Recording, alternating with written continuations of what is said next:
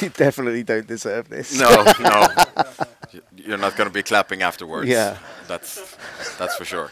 Anyway, we are from a company called B3 Codify. It's here at the end. For those of you who can see it, I'll just move out of the way. We are a consultancy company, usually, but lately also an AI product company, let's say. Well, you're going to get into it. You say it's not a product. I say it is a product. I say tomato, you say... no. Yeah. But basically, my name is Jens. I'm a consultant manager at Codify. Sal is one of our worst consultants. That's why he's here. This is it's punishment. This is punishment for sure. So we're going to be explaining a little bit about a project we've been running, which started out as a... Oh, God. Should I tell the truth? Yeah, okay. So So stick with the truth. Sal was in between assignments, and another colleague of ours, Anders, was also in between assignments. And I thought it was a good idea, and we thought it was a good idea that you guys, hey, figure this AI stuff out. Sit down, have a bit of a work through. Indeed. And they did. And weirdly enough, I don't know how that happened, but they attracted a customer who had an actual problem to solve, which they got really into. Yeah.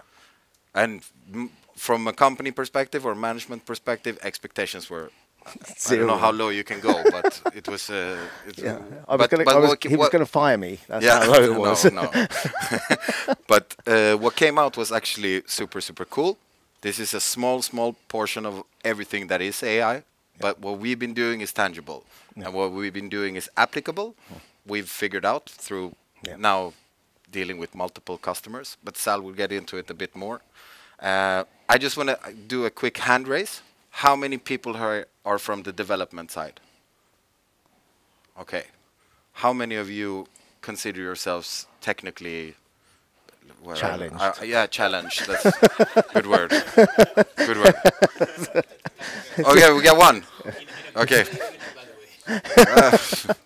Well, so that's my role here. He will get technical, and I will bring him back to us. Don't worry, I'm level, also okay? technically challenged because I've got serious imposter syndrome standing up here. But it's going to go well because we've done this before, so don't worry about it. We've done this before. But anyway, I'll leave it over to you. Okay. Do you want me to be like the slide man, or do you want to do it yourself? You can stay here for moral. I'll just stand here. So just to pick up on what Jens was saying about us, he's pretty much covered Codify. We platform engineering, DevOps, full stack development, and now with AI, because completely unintentionally, we ended up with a customer who wanted us to use AI. They wanted to use AI, and they asked us, do you know what you're doing? We lied and said yes. And so it was all good. And then all the pressure was up to us to actually deliver. And the good news is we did. So our journey. Customer required software engineers in test. That's different from just like a QA. So but the way that they wanted, what they meant by a software engineering test is someone who could do development, but to take the load of functional development from away from the existing team and focus simply on testing. Okay, so that was our remit. They specifically asked for AI. They exposed, let me go through a part of the process, they exposed part of their code to us, NDA signed, so it's all good. We didn't know anything. Sorry, which took a while. Which took a while, yeah. So this initial engagement was scheduled for 4 weeks. By the time we actually began AI in anger was... We'll get into that. We'll get into that later. So we only literally had like 2 weeks because there was a whole bunch of procedural things that needed to get managed. NDAs, legal, yada, yada, yada, stuff that I don't deal with. This is why Jens is here. So, yeah, so they exposed part of their source to us. There were some modules. It was written in a language that I wasn't familiar in, Kotlin. One of our other guys, Andy, was there. He was more Java focused. but we thought this would be really. But definitely not a Kotlin expert. No. Neither of us were actually experts. Hence, we lied, right? So yeah, we can do this. Anyway, so we said, okay, let's have a look at this. It was a friendly, by the way. It wasn't. It wasn't like a customer that we just found from nowhere. It was introduced to us. We had a conversation. So it was a friendly customer. And then, so yeah, they exposed part of their source code to us. They had some modules written in an unfamiliar language, and they had an expectation for us to essentially create 20 BDDs, behavioral-driven design tests. And the reason they wanted the BDDs was the business wanted to understand what the developers were doing, and they didn't have much documentation. We didn't know what they're doing. They didn't know what they're doing. Let's call the whole thing off. No. So what we ended up doing was actually trying to use some AI to first understand their code base. As I said, it was unfamiliar to us. And we delved in. In this instance, we used an IDE called Cursor. And Cursor has access to like 4 LLMs, which is like ChatGPT 3.5, Claude that we used in this instance. And we literally were copying and pasting the code inside our IDE and asking AI to explain to us what this code is doing. So that's the first thing that we did. Pretty impressive. At least we thought so, because we don't know anything. And so it was like, wow, now we can actually have an intelligent conversation with the business and the developers about what this code is supposed to be doing. So that was the first way of using AI. And we loved it. We thought it was really cool. As I said, neither of us were exactly domain area experts, but we felt like we could hold our own conversation with the team when it came down to it. We also had new insights, because once we AI explained the code to us, we asked it, how would you improve it, right? So this is one of the things about AI is it's very recursive. You have to ask it the more you ask it, the more informed you get. He's going to say that a lot of times tonight. It's going to be prompt.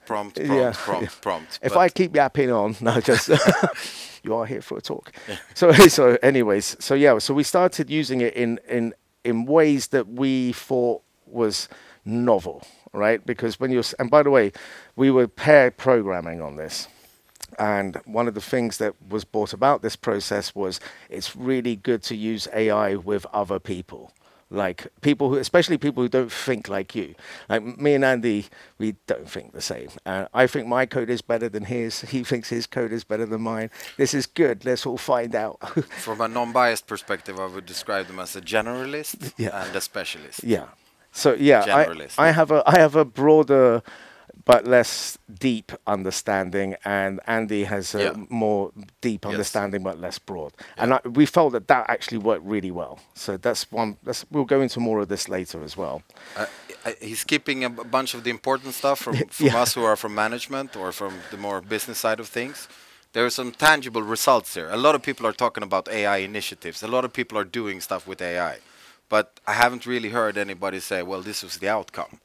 This is an outcome right here. We increased their test coverage from, well, it was starting low, from 0%, but up to 37% in a week and a half.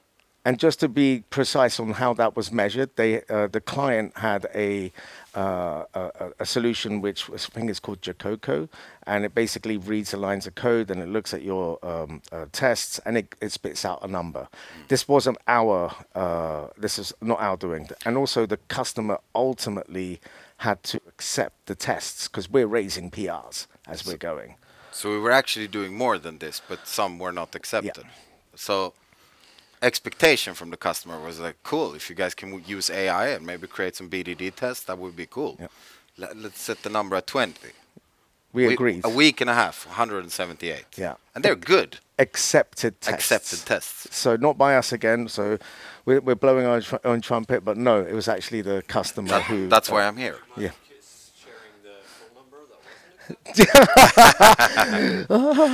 You're hired.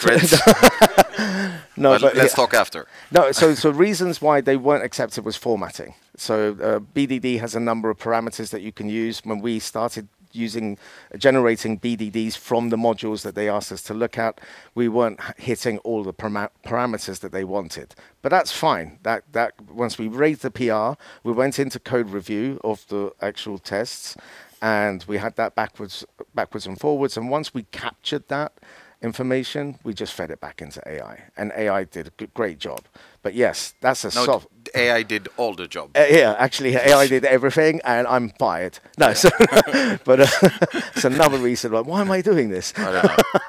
I'm going into hospitality. Yeah. No, so yeah, it was actually really interesting to see how that conversation develops, because, again, as I was saying before, not coming as domain area experts, the quality of the questions that we were raising with the client, we got up to speed pretty quickly. That's one of the things I really want to get out there. I would say extremely quickly. Yeah. A week and a half.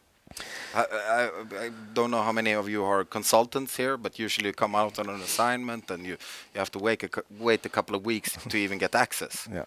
But these guys were having conversations with the client, and you don't know Kotlin. No. But you could hold your I own do way. now. Yeah. No, I don't actually, but AI knows Kotlin, So and I know how to use that this was a big aha moment for us. Yeah.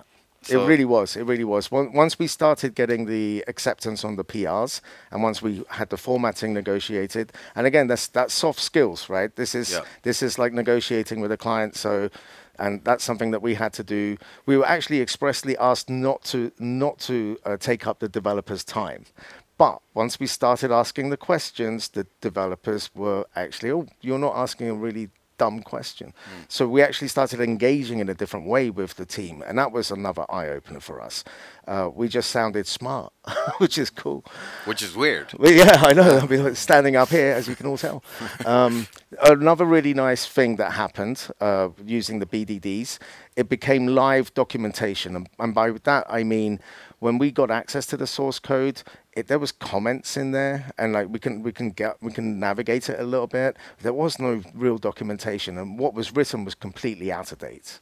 So what we ended up doing with these BDDs and creating the BDD scenarios was suddenly we had like documentation that was live, and the business can understand it. We as developers understood what the functionality needed to be, which was awesome, and it gets updated. Right, like it was super cool. It got now. This is controversial. Oh, sorry, Joe. So Yeah.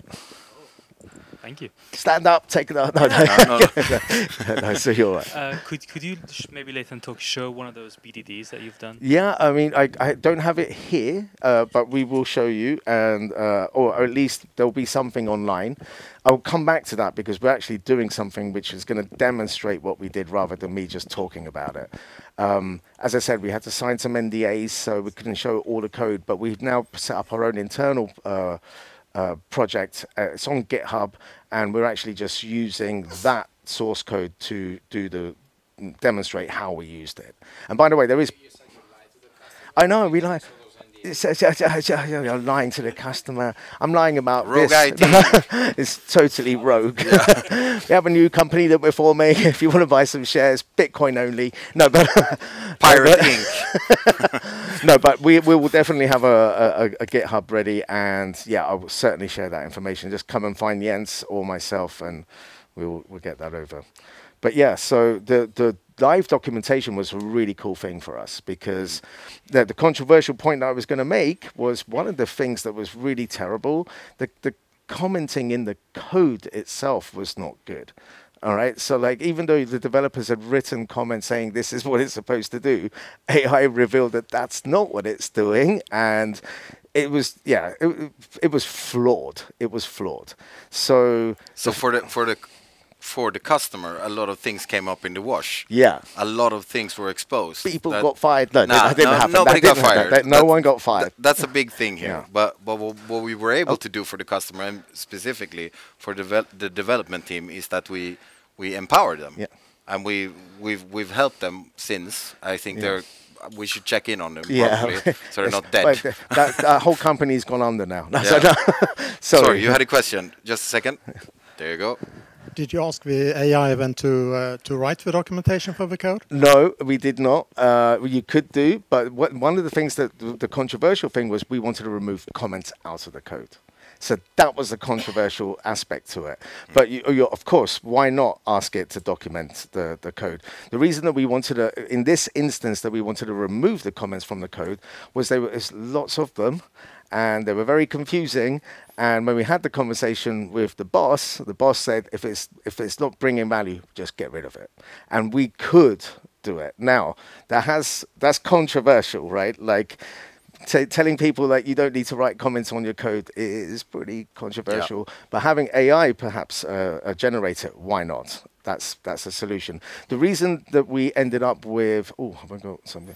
Terrified Biden. No, what's going on? Yeah, you were saying before about browser history. Yeah. Sorry, this is political now. Yeah. No. So what ended up happening is the BDDs were so well written, or at least, and so understandable that we felt that we could make that controversial decision. That's not for everyone. I'm not telling you not to comment your code. Perhaps use AI to do it. But the BDDs were really cool. It became live documentation for us. So I'm just gonna ask you to speed it up a bit because I know running out of time. When you okay, so what did we get out of this engagement? We had a happy customer that sang our praises. We ended up getting a really nice write-up from them on LinkedIn, which was really cool, and that generated leads for us. And I've been doing this talk with Jens now, I think February we started, but in anger, I guess we've been doing it. Yeah. It's my 5th talk now. No, it's more. It's more. Yeah, okay. Anyway. We had a really good one at There's a couple of, you can't mention names. Yeah. There's a couple of companies, large global ones, who from that LinkedIn post went like, hey, we want to talk to you guys. So that was cool. For us as a business, we do consultant assignments. This is a complete shift for us.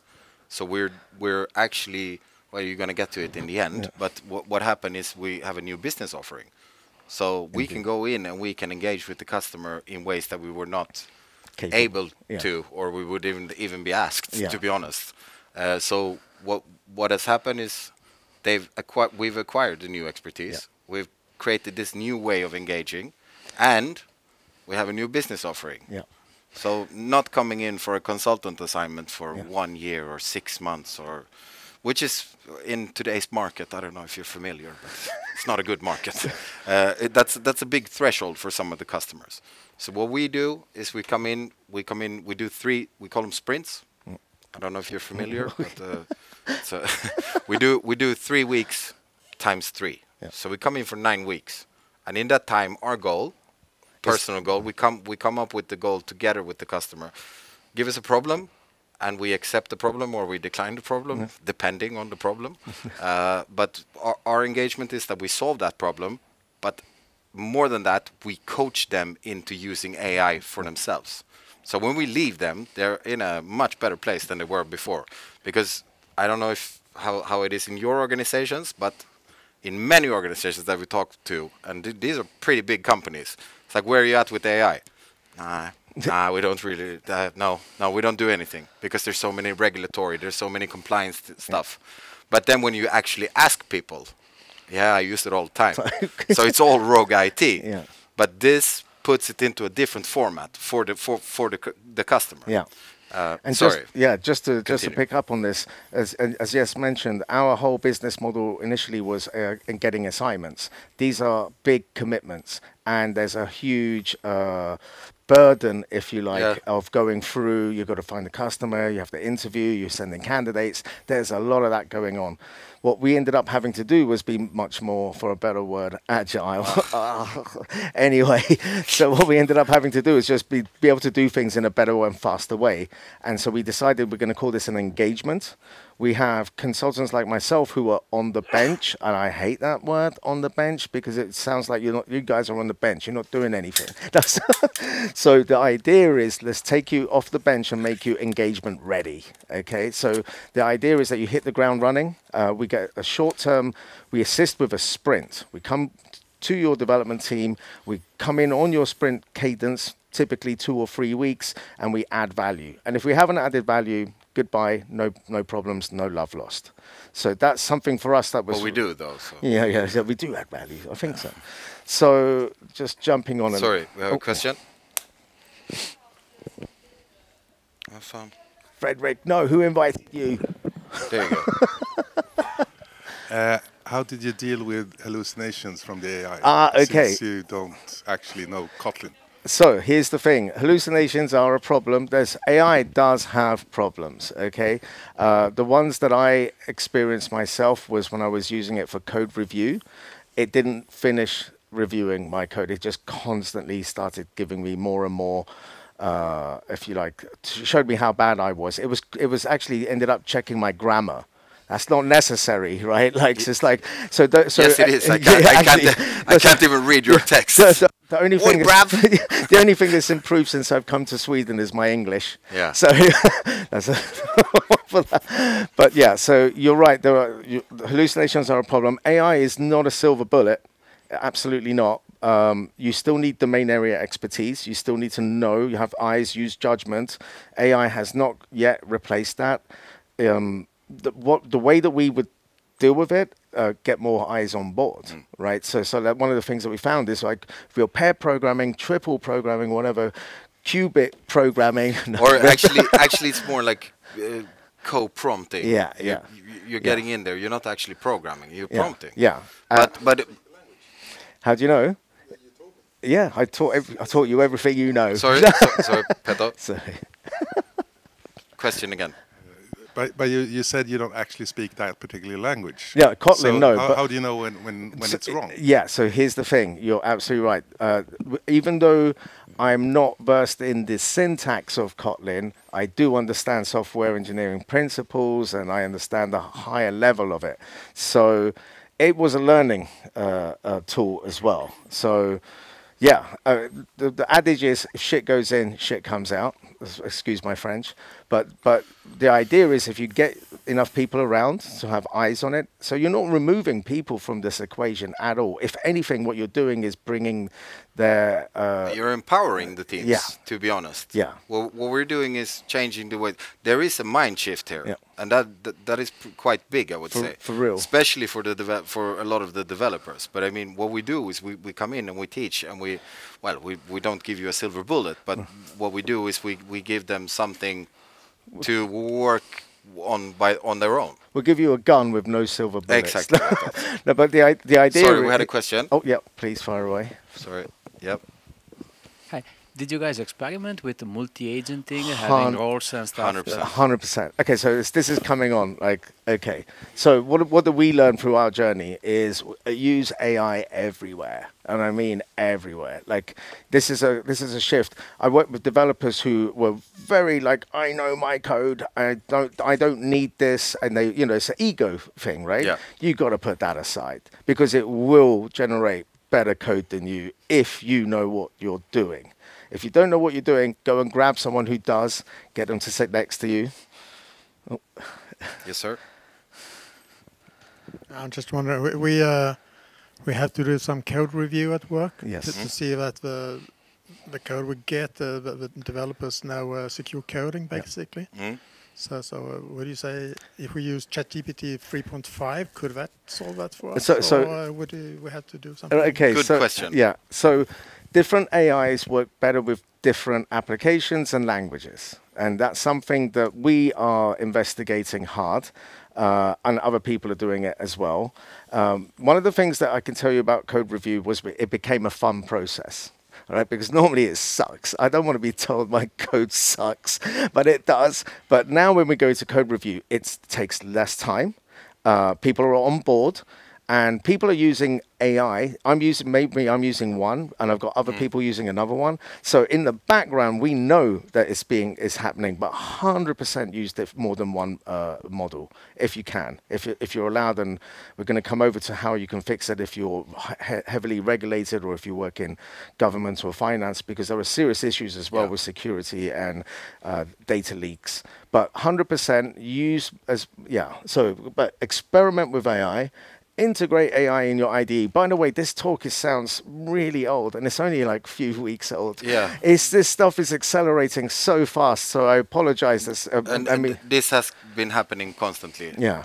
Like we will have a meeting on Monday, and on Friday we go in and we need to change all the slides. Yeah. There's another AI that does something new that we didn't know about. So it's a constant, and I'll give you an example. We were at a customer's branch of government, let's say that. And they had issues with Yeah. Chat GPT. Yeah, Chat GPT and sending it in the cloud, and it's like it's sensitive.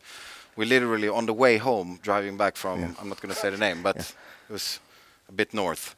And I'm going through Llama the 3. questions. Llama 3 got released. Hello, Meta just open sourced this, so now Yeah. we can do everything I mean, on-prem. it was a real gotcha But that- question. Yeah, as well. so then it was a gotcha moment in the meeting. It was like, can you do this on-prem? No. No. Okay, fuck it. See And then ya. literally a couple of hours later, we're like, yeah, we can do it now. We figured it out.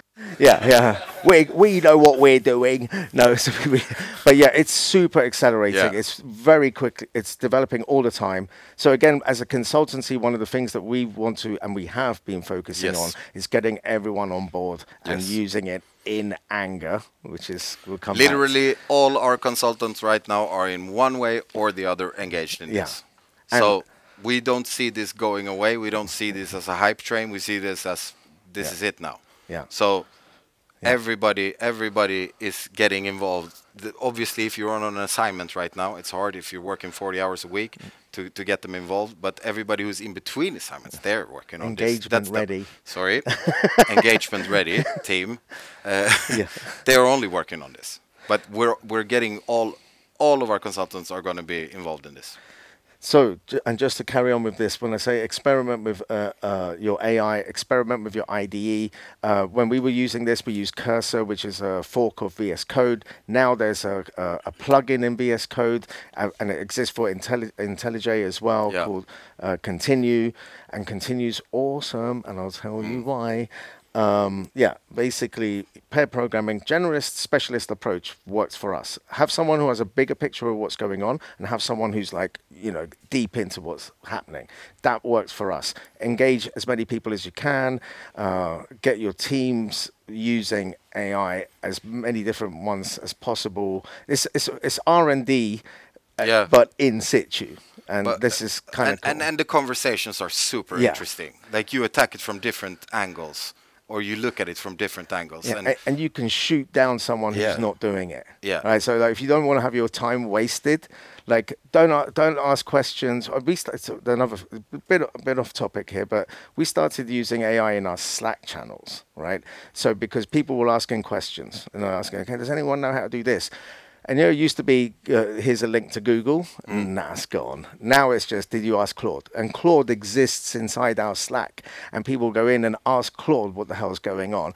And what we've asked them to do, also, this is the bit that AI isn't fixing, I guess, is share good information. Like if you get a good news story, we want to know about it. We want to hear about it. You want to tell everyone about it. And sorry, from a company perspective, it's expected.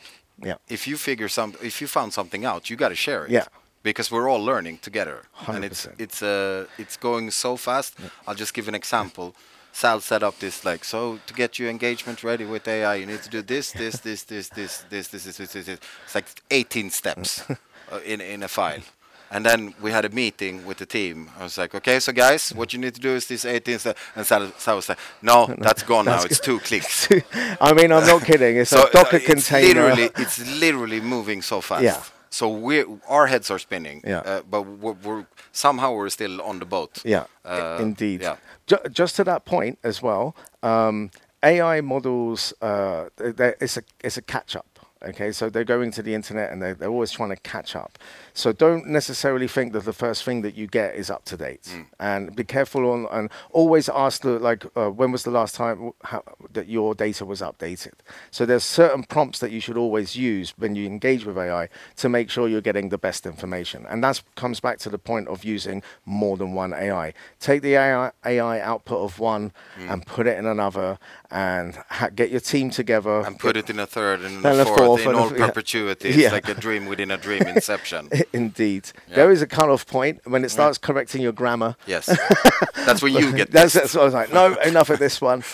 Learn how to prompt. Now, this is also outdated because guess what? There's AIs that make prompt for, shaking your head, that's son, you've been there. So again, apologies. Some of this is definitely outdated. Right. It's not that out of date. It's like a week. It's still relevant. I'm glad to hear it. But that AI is now prompting for AI. Yeah, that's again. That's where you lost me. Yeah, I don't know what I'm doing. Okay, but wait. What is your AI policy? What about GDPR? Am I leaking sensitive data? Probably. Am I exposing code vulnerabilities? You should be. No, you shouldn't. Who is your daddy? Well, I don't know about that last one. Okay, but the idea is. Why'd you sneak that in? I have no idea. I got AI did that. I'm pretty sure. There is a lot of problems. I apologize from the company's perspective. I got away with that. Look, it's not really an Easter egg. It's more of a little tad. Anyway, so the idea is that, of course, companies, especially government organizations, fintech, financial services, you're regulated. You can't just be sending data willy-nilly into the cloud. So how am I going to help you? And this is the thing. We didn't think we could help until we got back into the car. So how do I do? Boom, Meta 3K. So just to address that point, relax, okay? You can run a local large language model. It doesn't need to be connected to the internet. You can train it on your own data at a fraction of the cost. It's still expensive, but it's a fraction of the cost. It used to be very expensive. It used to be very expensive. But, you know, it is, prices are coming down. Yeah. And there are different ways that you can run these local LLMs on your. Stop laughing at me, yes. Oh, yeah, that one. Who's your daddy now? We can fix it. Welcome aboard. So, yeah, but I can't stress how important this one has been for us, because, like, a lot of companies, actually, any company, why should you share your information or your data with third party? In the cloud, it's someone else's computer, right? So even though there's checks and balances and controls, if you can do this internally, if you have the expertise and you have the finances to do it internally, why wouldn't you do it? And by the way, it's accelerating and it's getting better and better. Meta was 70 billion parameter LLM. Why I mean, just nod your head. But I mean, sounds about right. And this stuff is just getting faster and faster and better, and you can train it on your own data. That's a talk in and of itself, because training is expensive, definitely less expensive than having to do it from scratch. We had one customer who does. We had a friendly engagement with the university from the States who needs some help mapping out proteins. That's what they do. They do protein folding, and that's seriously a huge amount of machine learning that's required to be able to understand what's going on. We talked with them. We had a pretty cool conversation. We found some existing LLMs and language machine learning models.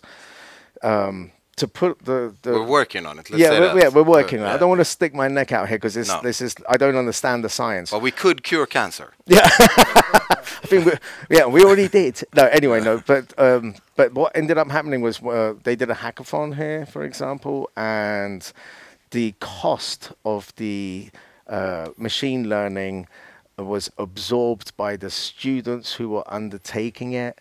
So this is a big deal. So basically the students were asked to pay for it up front and then get reimbursed. But the cost was so low that nobody actually bothered reimbursing. So it's a big deal. And this is a niche. Like I'm not asking it to like optimize my accounting system. I'm asking it to do protein folding, and it doesn't. Admittedly, they had to run it for like 48 hours. So there's time in there. But it actually really wasn't that expensive. So I'm very optimistic about how this is all going. Alrighty. I think we're at the end, right? That's it. Maybe we should take the rest of this discussion with the pizza and some more beer. Did we go over time? Yes. Oh my God. That's good. We got our money's worth out of Michael. Finally. Finally. Thank you. Cheers. Thank you.